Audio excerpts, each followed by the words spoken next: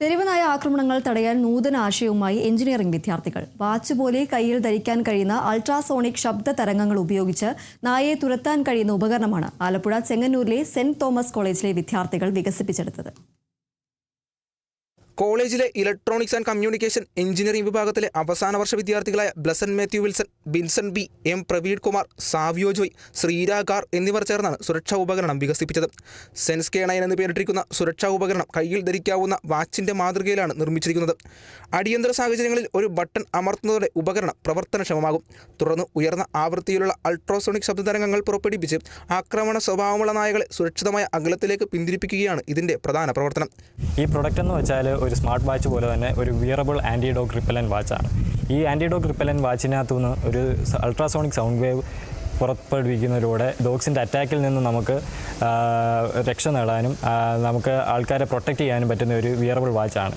ഈ വിയറബിൾ വാച്ചിൻ്റെ സവിശേഷതകൾ എന്തെന്ന് വെച്ചാൽ ഒരു അൾട്രാസോണിക് സൗണ്ട് എമിറ്റ് ചെയ്യുമ്പോൾ ഡോഗ്സ് റിപ്പൽ ആവാനുള്ള ചാൻസുകൾ കൂടുന്നു. ഇലക്ട്രോണിക്സ് ആൻഡ് കമ്മ്യൂണിക്കേഷൻ എഞ്ചിനീയറിംഗ് വിഭാഗം മേധാവി ഡോക്ടർ ടിൻഡു മേരി ജോണിന്റെ മാർഗ്ഗനിർദ്ദേശത്തിലാണ് പദ്ധതി പൂർത്തിയാക്കിയത്. ഭാവിയിൽ കൃത്രിമ ബുദ്ധി ഉപയോഗിച്ച് നായയെ സ്വയം തിരിച്ചറിയുക, കുരയ്ക്കുന്ന ശബ്ദം വിശകലനം ചെയ്ത് ഉപകരണം സ്വയം പ്രവർത്തനക്ഷമമാക്കുക, GPS ലൊക്കേഷൻ പങ്കുവെക്കൽ തുടങ്ങിയ സംവിധാനങ്ങൾ ഉൾപ്പെടുത്താനാണ് പദ്ധതി.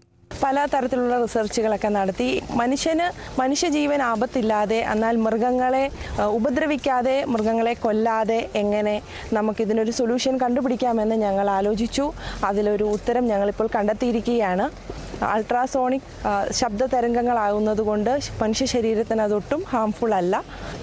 നമ്മൾ മെഡിക്കൽ ഫീൽഡിൽ യൂസ് ചെയ്യുന്ന അൾട്രാസോണിക് സ്കാനിങ്ങിനൊക്കെ യൂസ് ചെയ്യുന്ന അത്രയും ശബ്ദ തരംഗങ്ങൾ മാത്രമേ ഇവിടെയും ഉപയോഗിക്കുന്നുള്ളൂ.